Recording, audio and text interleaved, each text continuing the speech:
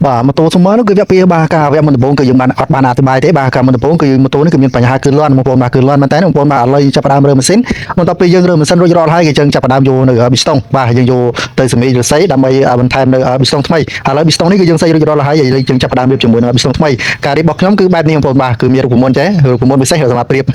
បាទឥឡូវយើងចាប់ផ្ដើមរៀបជាមួយនឹងប៊ីស្តុងរបស់យើងបាទគឺខ្ញុំគឺរៀបបែបនេះបងប្អូនអរគ្នាបាទតែបងប្អូនមិនដឹងរៀបបែបណាទេប៉ុន្តែការរៀបនេះគឺយើងរៀបបាទគឺជួសម្រិតសម្រាំងផងដែរមិនមែនតែរៀបឲ្យតែហើយតែពីដៃទេបាទគឺការរៀបហើយក៏មានការធានាជូនបាទបងប្អូនរបស់យើងផងដែរមិនមែនតែឲ្យរៀបតែហើយតែពីដៃហើយបច្ចេកហើយចេញទៅប្រយទៅអត់ទេបងប្អូនបាទគឺធ្វើហើយគឺមានការធានាបាទអានេះគេថាទីនេះការរៀបចំបាទការទទួលខុសត្រូវនៅគ្រឿងផ្សេងដែលយើងធ្វើហើយបាទឥឡូវចាប់ផ្ដើមរៀបជាមួយនឹងក្បាត់យើងបន្តទៅទៀតបាទការរៀបរបស់ខ្ញុំគឺបែបនេះបងប្អូនបាទឃើញបងប្អូនបាទយើងគូប្លង់បាទនិយាយថាប្លង់បាទប្លង់យើងរៀបបងប្អូនបាទហើយម៉ូតូសមរបងប្អូនឃើញបាទគឺការយកមកនេះគឺយើងដោះគោរពប្រទេសហើយយើងប្រឈមសិនគឺលន់ខ្លាំងមែនតើបាទគឺលន់ខ្លាំងពេលយើងដោះមកទៅគឺយើងរើទៅគឺឃើញបងប្អូនបាទគឺឃើញជាមួយនឹងសប៉ាប់បាទគឺចោលគាត់ឃើញកតិចដេរ៉ាចូលបងប្អូនបាទគាត់ជាមួយនឹងបាវីស្តុងនឹងចូលមកពីខាងនៃបងប្អូនបាទយើងឃើញជាមួយនឹងកតិចហ្នឹងបងប្អូនបាទបណ្ដាលឲ្យវីស្តុងនេះគឺលន់ខ្លាំងមែនតើពេលយើងមកឆេះទៅរ៉ែបងប្អូនបាទឥឡូវយើងមើលយើងចាប់ផ្ដើមរៀបបញ្ចូលទៅវិញតើម៉ាស៊ីននេះស្ងាត់អត់បាទឥឡូវយើងមើលវីស្តុងរបស់យើងចាប់ផ្ដើមរៀបបញ្ចូលទៅហើយទៀតយើងដាក់បញ្ចូលជាមួយនឹងសេមីឥឡូវហើយបាទយើងលួចជាមួយនឹងសេមីសិនបើសិនជាតឹងខ្លាំងគឺយើងអាចកែបានផងដែរបាទឥឡូវចាប់ផ្ដើមដាក់បញ្ចូលទៅហើយគឺខ្ញុំរៀបគឺលួបែបនេះបងប្អូនបាទមានវីស្តុងខ្លះយើងយកទៅស័យហើយពេលយើងរៀបក្បាត់រួចរាល់ហើយយើងដាក់បញ្ចូលសេមីគឺតឹងបាទគឺតឹងគឺដាក់ចូលទេអញ្ចឹងគឺយើងលួហើយសិនបងប្អូនបាទយើងលួរៀបក្បាត់រៀបទៅហើយដាក់បញ្ចូលសេមីសិនបើសិនជាចូលហើយយើងបានយើងដាក់រៀបចំដាក់បញ្ចូលតែមុននឹងរៀបសិនគឺយើងបញ្ហាពូម៉ូតូគឺត្រូវប្រយ័ត្នបងប្អូនបាទពូម៉ូតូនេះគឺប្រយ័ត្នជាងគេគឺរៀបទៅវិញហើយប្រើប្រមាណគឺជ្រាបប្រេងតាមរងគួរសេមីបាទឥឡូវចាប់ផ្ដើមមើលទាំងអស់គ្នាទៅបាទនេះគឺជាបញ្ហានេះបងប្អូនបាទឃើញអត់បាទគឺខ្ញុំរត់ហើយបាទគឺខ្សែចរឹងនេះបងប្អូនភ្លេចបាទពេលយើងរៀបទៅវិញនោះគឺយើងត្រូវរត់ចឹងបងប្អូនបាទកាលណាបើសិនជាយើងអត់រត់ខ្សែចរឹងទាំង4នេះទេមកដល់លើខ្សែនេះគឺធ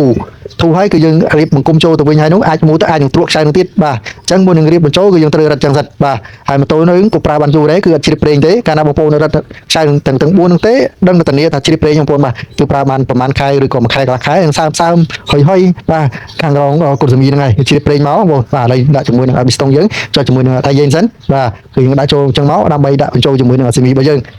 បាទហើយសេមីរបស់យើងគឺយើងបានជូតឲ្យស្អាតស្រួលបោះហើយបាទយើងដាក់លោជាមួយនឹងក្បាត់ប៊ីស្តុងបើសិនយើងបានជូតសេមីទេអាចជាប់កតិចបាទឬជាប់ជាមួយនឹងកតិចដី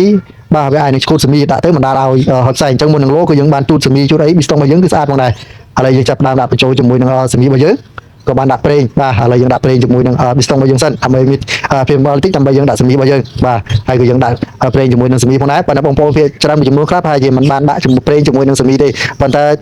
ែជាងរុនគឺធ្លាប់ធ្វើបែបនេះបងប្អូនបាទគឺធ្លាប់តែដាក់បញ្ចូលប៊ីស្តុងគឺដាក់ប្រេងបាទជាមួយនឹងសេមីជាមួយនឹងប៊ីស្តុងដើម្បីឲ្យមានរអិលបាទសង្កត់ចូលទៅដើម្បីមានការងាយស្រួលបងប្អូនបាទតែដល់ពេលយើងបញ្ឆេះម៉ាស៊ីនក៏វាមិនអាចនឹងគប់ពេកដែរបងប្អូនបាទឥឡូវចាប់ផ្ដើមចូលជាមួយនឹងលកាមតែលកាមម៉ូតូនេះគឺអាចត្រូវការបានបងប្អូនបាទការយើងរើម៉ាស៊ីនមកគឺយើងបានវាស់មើលហើយគឺកម្រិតប្រហែលជា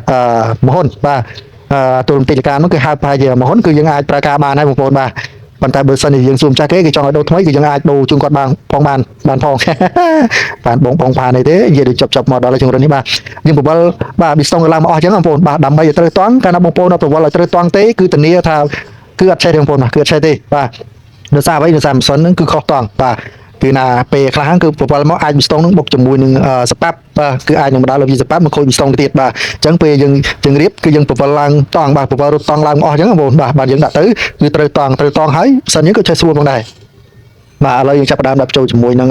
អាការរបស់យើងបាទរួចរាល់ហើយគឺយើងចូលជាមួយនឹងកន្លះរបស់យើងយ៉ាងស្រស់ស្អាតឃើញបងប្អូនយ៉ាងស្រស់ស្អាតនេះយកមកដាក់មកឃើញបងប្អូនបាទពេលយើងរើមកគឺឃើញតែម៉ាស៊ីនរៀងកខ្វក់មែនទេបងប្អូនបាទគេរៀងពណ៌ខ្មៅប៉ុន្តែឥឡូវគឺស្អាតហើយបាទគឺស្អាតហើយចាប់ផ្ដើមដាក់ចូលទៅវិញទៅអានេះដូចជាម៉ាស៊ីនយើងបកកេះថ្មីអញ្ចឹងបងប្អូនបាទគឺស្អាតចេះអញ្ចឹងបាទធានាបងប្អូនគឺថាមកស្អាតបាទដាក់ទៅវិញគឺថាមកអេមអត់ស្ងាត់ឥឡូវចាប់ផ្ដើមដាក់ខ្ចៅបាទខ្ចៅជាងជើងស្វីហ្នឹងដាក់រៀងទុំសិនណាបងប្អូនបាទរៀងទុំសិនអត់មានតែដាក់យកមកតឹងអត់ទេយើងដាក់យក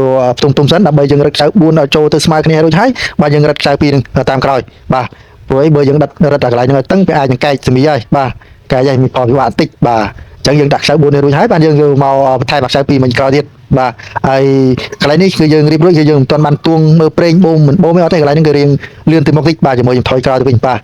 តែមើលដល់វគ្គមុខគឺយើងរៀងទៅការរឹកខ្ចៅនេះគឺខ្ញុំប្រាប់ដោយសារមុនចឹងបាទការរឹកខ្ចៅនេះគឺយើងរឹតចូលឲ្យស្មើដៃគ្នាបាទការរឹកខ្ចៅគឺយើងរឹតខ្វែងគ្នាអញ្ចឹងបាទគឺរឹតខ្វែងគ្នាអញ្ចឹងគឺបានចូលទៅគឺស្របគ្នាបាទស្របគ្នាគឺស្មើល្អហើយណាមួយក៏វាងាយនឹងលេចប្រេងផងដែរ បាទយើងរឹកខ្សែកន្លែងខ្នើយថែមតិចខ្សែនឹងសំខាន់បងប្អូនបើសិនជាយើងភ្លេចរឹកខ្សែវាអាចនឹងខ្នើយហ្នឹងគឺចេញមកក្រៅមានផលបាក់បាទហើយយើងរឹតនេះឃើញបងប្អូនបាទកន្លែងខ្សែចង្កៀងពីរហ្នឹងពេលយើងរឹកខ្សែ4ហើយគឺយើងត្រូវបន្ថែមខ្សែចង្កៀងតាមក្រោយទៀតបាទនេះក៏ដល់វគ្គសំខាន់បងប្អូនបាទវគ្គសំខាន់គឺយើងត្រូវមើលតង់បាទចំណុចតង់ចំណុចពួងលកាមរបស់យើងកាលណាដាក់ខុសពួងលកាមខុសគឺមិនឆេះម៉ូតូគឺអត់ឆេះទេបងប្អូនបាទគឺបញ្ហាម៉ូតូគឺអត់ឆេះទេហើយដល់មកពួកម៉ូតូអូតូគឺពិបាកណាស់បងប្អូនបាទកាលណាយើងដាក់គោរពហើយពាក់ទៅលើជាមួយតួម៉ាស៊ីនហើយគឺពិបាកសេរីបាទអញ្ចឹងយើងមុននឹងនេះគឺយើងសេរីក្រោមហើយមកបាទគឺមានពួងយើងមើលមានចំណុច0ហើយមានចំណុចអាកន្លែងខ្សែញលកាមគឺមានសញ្ញាដកឃើញបងប្អូនបាទយើងដាក់ស្មើអញ្ចឹងមកគឺត្រូវតង់ហើយបាទចំពួងកន្លែង0ហ្នឹងមកពេលផ្សេងម៉ាស៊ីនគឺម៉ាស៊ីនគឺស្រួលបាទហើយមើលទៅក៏ smooth ល្អផងដែរម៉ាស៊ីនគឺកម្លាំងខ្លាំងហើយសំឡេងម៉ាស៊ីនក៏ឆេះល្អផងដែរឆេះស្មើស្រួលឥឡូវចាប់ដើមយើងរឹតខ្សែមកបាទយើងដាក់កន្លែងតុំទីលកាមហើយតុំទីលកាមដូចខ្ញុំប្រាប់បងប្អូនមុនអញ្ចឹងបាទគឺមានតុនទីសម្រាប់សកលលកាមហ្នឹងគឺឲ្យតឹងឃើញធួនបងឃើញធួនឥឡូវចាំមើលខ្ញុំយកដាក់តុំទីលកាមហ្នឹងចូលរឹតមកចូល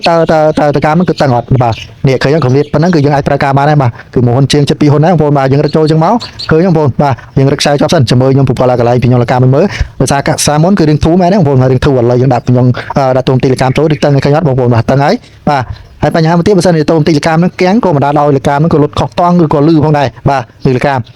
ជាមួយខ្ញុំប្រព័ន្ធមើលបាទបងប្អូនឃើញហ្នឹងបងប្អូនបាទការនេះយើងមិនតាន់ដាក់គឺធូរអញ្ចឹងណាបងប្អូនបាទជាមួយខ្ញុំទាញដៃឡើងលើមកពលិតឬសើរុញលកាមគឺតឹងឃើញបងប្អូនគ្នាឃើញតឹងអត់បាទអញ្ចឹងគឺមានទូនីតិសំខាន់ណាបងប្អូនបាទបើសិនជាតុំទីលកាមគាំងឬក៏ខូចក៏មិនដាល់ដោយលឺលកាមផងដែរបាទលឺលកាមហើយមិនដាល់ដោយលុតខុសតង់ធ្វើឲ្យម៉ូតូហ្នឹងក៏អត់ឆេះផងដែរហើយគឺយើងមាននៅ filler បាទសម្រាប់វាស់នៅសប៉ាប់របស់យើងថឹងសប៉ាប់បាទហើយគម្រាមសប៉ាប់ខាងក្រោមគឺថារៀងធូរជាងខាងលើបងប្អូនបាទគឺរៀងធូរជាងខាងលើបើសិនជាបងប្អូនយកខាងក្រោមគឺតឹងគឺប្រកបថាសប៉ាប់ហ្នឹងគឺអាចនឹងងាយឆេះហើយបងប្អូនបាទអាចនឹងងាយឆេះហើយគឺមិនដាល់ឲ្យម៉ូតូបងប្អូនគឺអត់មានកម្លាំងទេបាទអត់មានកម្លាំងប្រើទៅគឺមូទៅគឺវាមិនសូវស្មូតល្អបងប្អូនបាទដោយសារសប៉ាប់នេះគឺអត់ចិត្តប្រេងចិត្តសាំងបណ្ដាលឲ្យវាខ្សោយរួចរាល់ហើយឥឡូវយើងចាប់ផ្ដើមគ្រប់ក្រោយនេះបាទហើយសម្រាប់រិញបាទគឺរិញគ្រប់កន្លះនេះគឺយើងយករិញល្អផងដែរបងប្អូនបាទកុំយកអាធំធម្មតាបងប្អូនបាទយករបស់តែរិញថ្លៃបន្តិចប៉ុន្តែគុណភាពគឺល្អបាទអញ្ចឹងយើងដាក់រិញគ្រប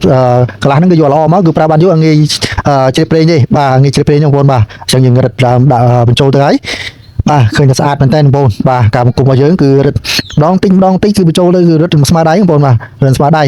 ប៉ុន្តែអាកន្លែងកាវស្រោមម៉ាស៊ីននេះក៏យើងបានផ្លាស់ប្ដូរថ្មីដែរបាទដោយសាររបស់គាត់សាមុនគឺខូចបាទគឺខូចគឺពុកអស់ហើយបាទដោយសារម៉ូតូនេះគឺក្តៅខ្លាំងមែនតើបងប្អូនបាទក្តៅខ្លាំងមែនតើអញ្ចឹងគឺបណ្ដាលឲ្យអាកាវស្រោបជាមួយនឹងម៉ាស៊ីននេះគឺពុកផុយអស់លីងបាទក៏យើងបានដូរជាមួយនឹងសម្រាប់កាវស្រោមម៉ាស៊ីននេះថ្មីបាទស្រាប់ថ្មីផងដែរយើងបានដូរផ្លាស់ហើយឥឡូវយើងចាប់ដើមដាក់រៀបបង្គុំចូលទៅវិញបាទទីបង្គុំចូលទៅវិញក៏យើងធ្វើមួយឲ្យបងប្អូនមើលឲ្យតាន់ផងដែរបាទចាប់ដើមបង្គុំចឹងហើយយើងចាប់ដើមរឹកខ្សែមកដាក់ម៉ូទ័រត្រឹតលឿនមែនតើបងប្អូនមកគឺលឿនមែនតើហើយជាមួយសាក្រោយគឺមានវីដេអូសម្រាប់ដាក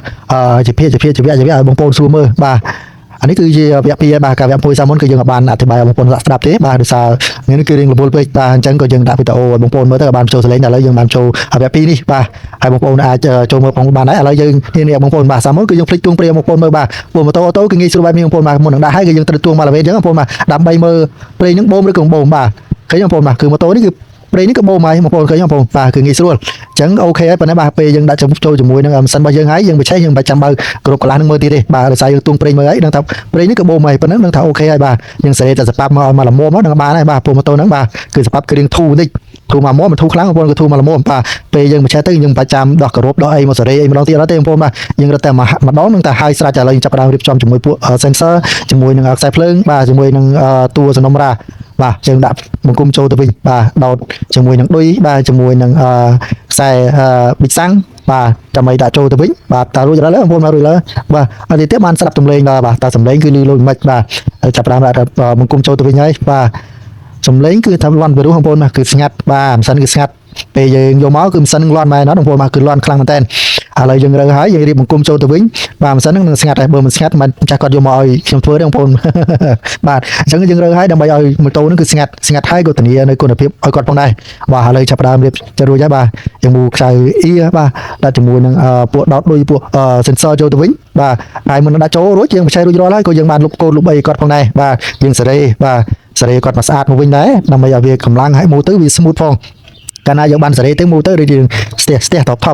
បានវាមូទៅវាបានពេញដៃ 100%អត់ទេបងប្អូនបាទអញ្ចឹងយើងសេរីមូទៅវា smooth តាមដៃយើងទៅវឹប